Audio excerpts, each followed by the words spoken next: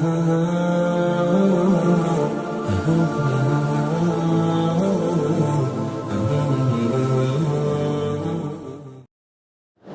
اللہ الرحمن الرحیم الا بذکر اللہ تطمئن القلوب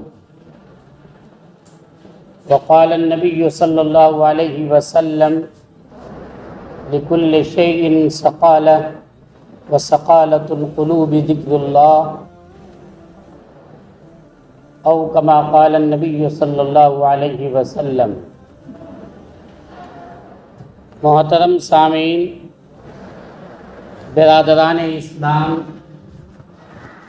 اللہ کا فضل اور کرم ہے کہ اللہ تبارک و تعالی نے ہمیں ایمان کی دولت سے نوازا ہے۔ دعا فرمائیے اللہ تعالی مرتے دم تک ہمیں ایمان پر باقی رکھے، آمین۔ آج ہر کوئی پریشان ہے اور ہر کسی کی ایک ہی تلاش ہے، وہ تلاش ہے سکون کی تلاش، آرام کی تلاش، راحت کی تلاش۔ ہر شخص اپنا سکون چاہتا ہے، آرام چاہتا ہے، راحت چاہتا ہے۔ ہر کوئی کسی چیز کی تلاش میں لگا ہوا ہے، البتہ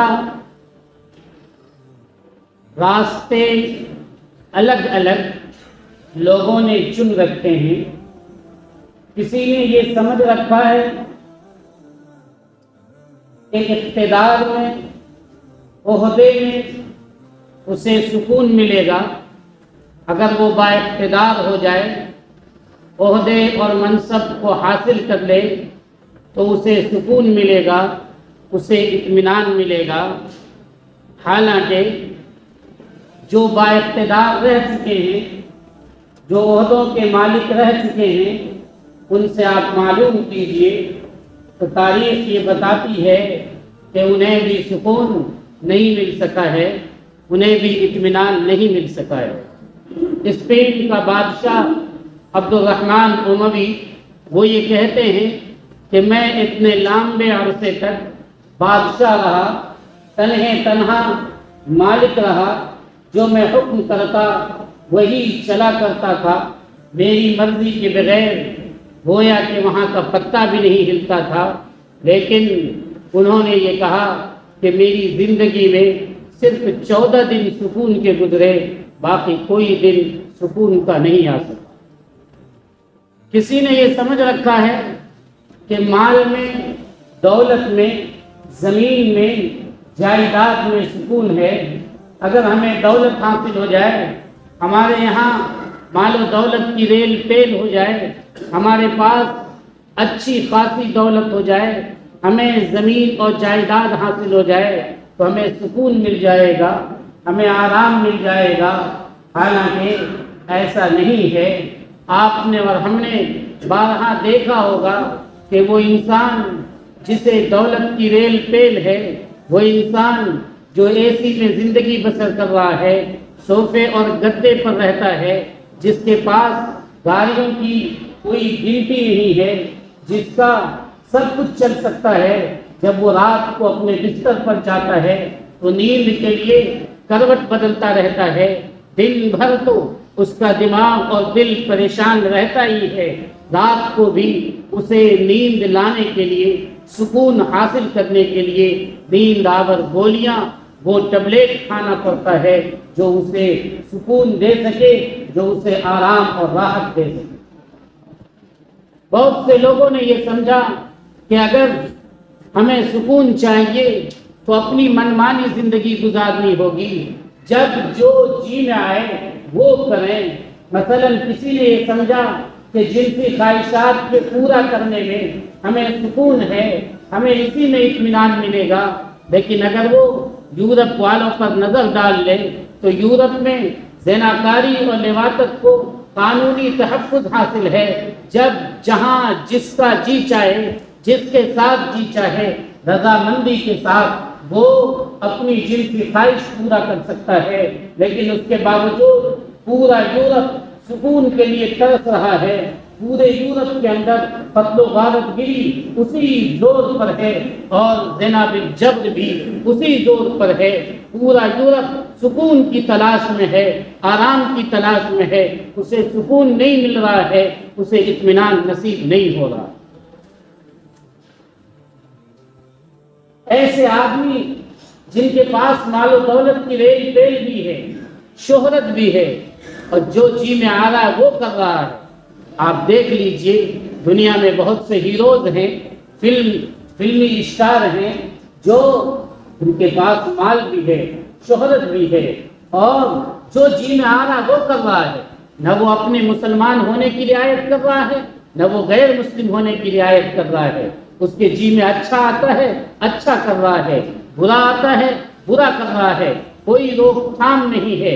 لیکن دیکھ لیجئے اسے سکون کی تلاش کے لیے، اپنے چہرے پہ ہنسی لانے کے لیے پیسے خرچ کر کے جانا پڑتا ہے کامیڈی سننے کے لیے، اور کامیڈی جس جگہ ہوا کرتا ہے وہاں وہ جا کر اپنا وقت دیتا ہے، صرف اس لیے تاکہ اسے سکون مل جائے، چونکہ وہ سکون کی تلاش میں پریشان ہے۔ وہ ہنسنا چاہتا ہے لیکن اس کے چہرے پہ ہنسی نہیں آ رہی، اس کے چہرے پہ مسکراہٹ نہیں آ رہی ہے۔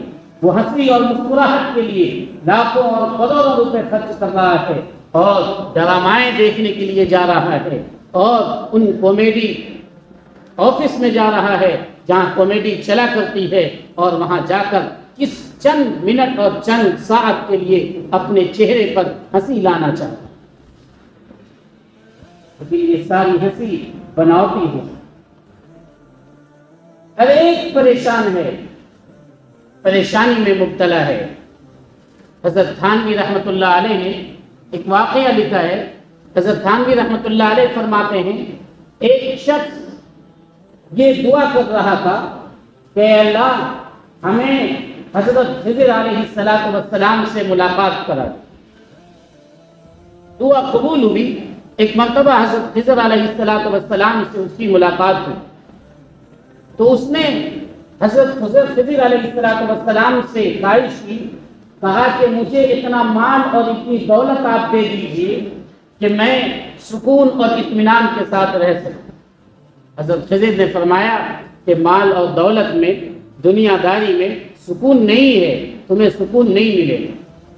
اس کا اصرار بڑھتا رہا، اور وہ بار بار اس بات کی خواہش کرتا رہا، نہیں مجھے اتنی دولت چاہیے جس سے ہمیں سکون مل سکے۔ حضرت خضر علیہ السلام نے کہا کہ تمہیں 3 دن کی مہلت ہے، تم پوری دنیا میں جا کر لوگوں کو تلاش لو جو انسان سکون کے ساتھ ہو، اس انسان کا نام مجھے بتاؤ، اور پھر کہو تو میں اسی جیسا تمہیں بنا دوں گا۔ وہ 3 دن تک تلاش کرتا رہا، جستجو کرتا رہا، آدمی کی تحقیق کرتا رہا، اسے کوئی ایسا انسان نہیں ملا جو کہ سکون کے ساتھ۔ ہر ایک پریشانی میں مبتلا تھا۔ اخیر میں اسے ایک آدمی نظر آیا کہ بظاہر لگتا ہے یہ سکون میں ہے، چونکہ وہ جوہری تھا، سونا اور چاندی بیچا کرتا تھا، اس کی کئی اولادیں بھی تھی، خدام بھی تھے، نوکر چاکر بھی، دکان بھی، مال و دولت بھی، بہت ساری چیزیں تھیں۔ لیکن اس نے یہ سوچا کہ اگر ہم یہ کہہ دیں حضرت خضر علیہ السلام سے کہ ہمیں اس کی طرح بنا دے، لیکن بعد میں کہیں اس کے اندر کوئی پریشانی ہو تب کیا ہو؟ اس لیے پہلے اس کے اندرونی معاملے کی تحقیق کی جائے۔ اس نے اپنا سارا واقعہ اور ماجرا اس جوہری سے جا کر کہہ سنایا۔ جوہری سے جب اس نے سنایا تو جوہری نے کہا کہ اللہ کے واسطے تم میری طرح مت بننا، میں تو بہت پریشان ہوں۔ اور پھر اس نے اپنی ایسی پریشانی بتائی کہ کہا کہ یہ دشمن کو بھی یہ پریشانی نہ ملی۔ کہا تم دیکھ رہے ہو مال و دولت اور فلاں اور چلاں، لیکن میرے ساتھ ایسی پریشانی، کچھ گپت اور اندرونی پریشانی بتائی، جس پریشانی کو سن کر اس نے یہ کہا کہ ہمیں اس طرح بھی نہ بنایا جائے۔ پھر پہنچا حضرت خضر علیہ السلام تک، اور حضرت خضر علیہ السلام سے اس نے کہا کہ ہمیں کامل دیندار بنا دیا جائے، اللہ کی پوری محبت ہمیں دے دی جائے، اسی میں سکون مل سکتا ہے، ہمیں مال و دولت نہیں چاہیے۔ آج یورپ میں ڈاکٹروں کو، ماہر نفسیات کو اس کام پر متعین کیا گیا ہے کہ معلوم کیا جائے کہ لوگوں کو سکون کیسے مل سکتا ہے۔ ان تمام لوگوں کا ریسرچ جس مرحلے پر آ کر پہنچتا ہے وہ یا تو مراقبہ ہے کہ اپنے سر کو نیچے جھکا کر اللہ کو یاد کیا جائے، جو بات ہم سب کا مذہبی کتاب قرآن کریم اللہ رب العزت نے، محمد رسول اللہ صلی اللہ علیہ وسلم نے قرآن اور حدیث میں پہلے بتلا دی تھی۔ آج دنیا کے تمام ماہر نفسیات پہنچ رہے ہیں اسی ریسرچ پر۔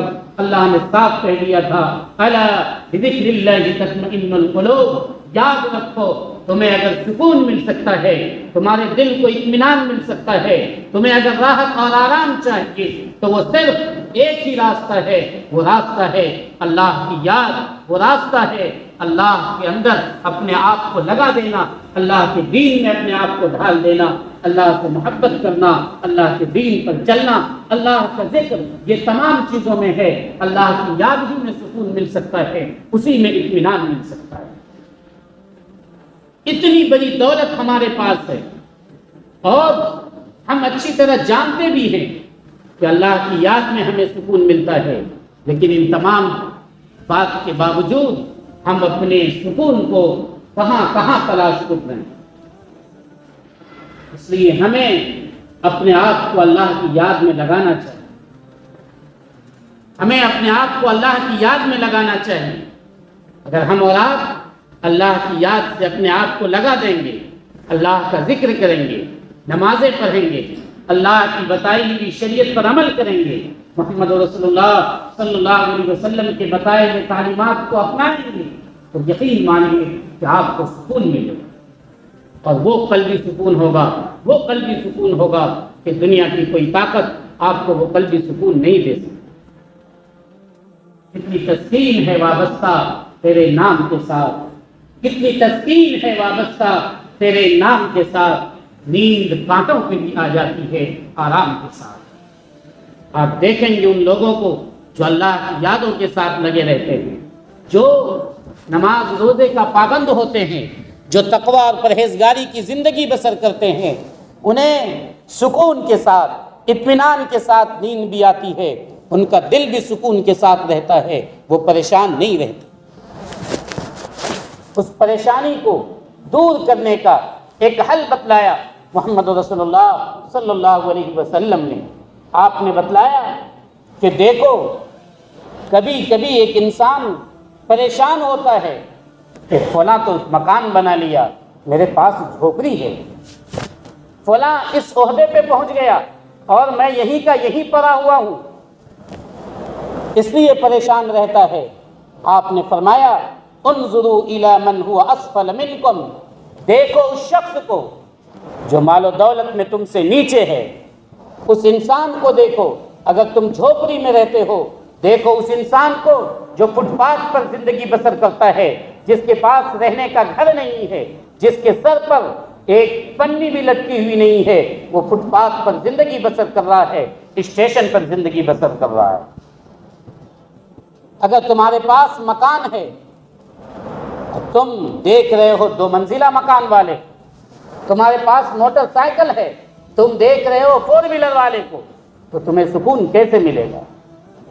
تم ایک ادنا سے عہدے پر ہو تو تم دیکھ رہے ہو اپنے سے بڑے والے عہدے پر ہو، اور اس کے خلاف سازشیں کر کے، اس سے جل کر، حسد کر کے سوچ رہے کسی طرح اس کا ختم ہو جائے اور میں یہاں پر آ جاؤں، تمہیں سکون کیسے ملے گا؟ آپ نے فرمایا انظروا الی من هو اسفل منکم، دیکھو اس انسان کو جو دنیاوی لحاظ سے تم سے نیچے ہو، ولا تنظروا الی من هو فوق، اس شخص کو مت دیکھو جو تم سے اوپر ہو۔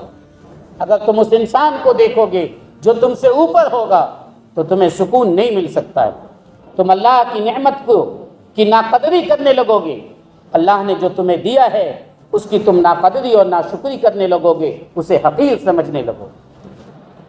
شیخ سعدی رحمۃ اللہ علیہ ایک مرتبہ گرمی کے موسم میں کہیں جا رہے تھے، ان کے پاؤں میں جوتا تک نہیں تھا، کافی تکلیف اور کافی پریشانی محسوس ہونے لگی، تو انہوں نے یہ سوچا کہ وہ انسان زیادہ اچھا ہے جس کے پاس جوتا ہے، میں بغیر جوتے کے چل رہا ہوں۔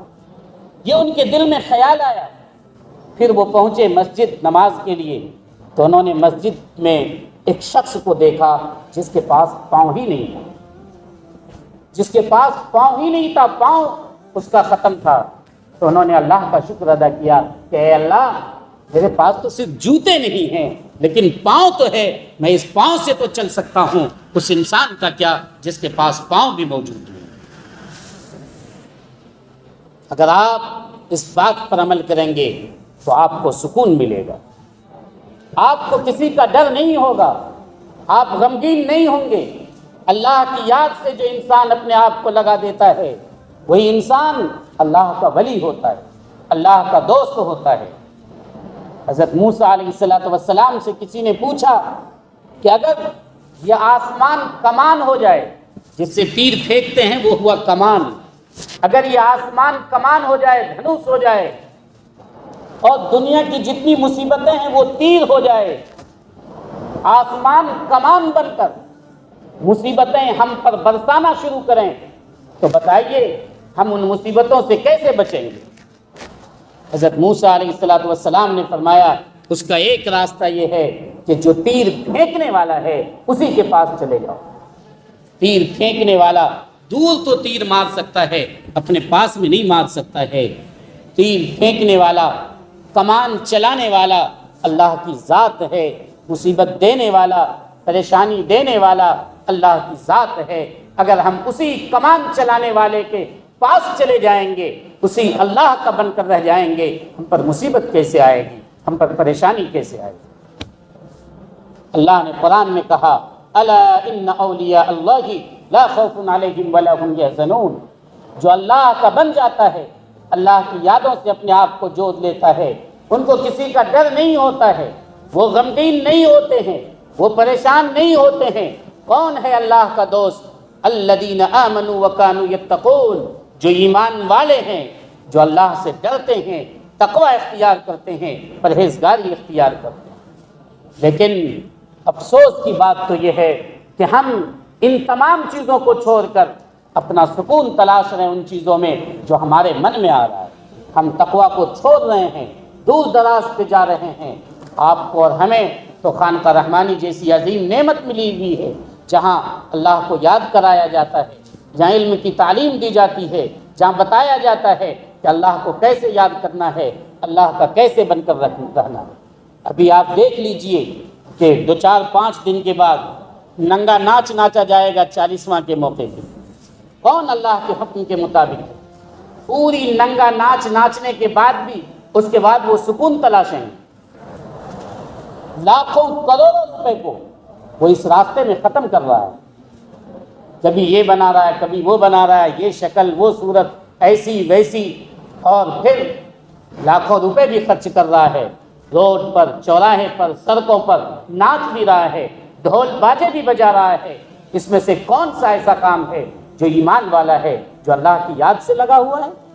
ہر کوئی جان رہا ہے، اچھی طرح بتانے کی ضرورت نہیں ہے، ہر ایک انسان جان رہا ہے کہ ڈھول بجانا غلط ہے، گانا بجانا غلط ہے۔ اور حضرت حسین رضی اللہ تعالی عنہ شہید ہوئے کب؟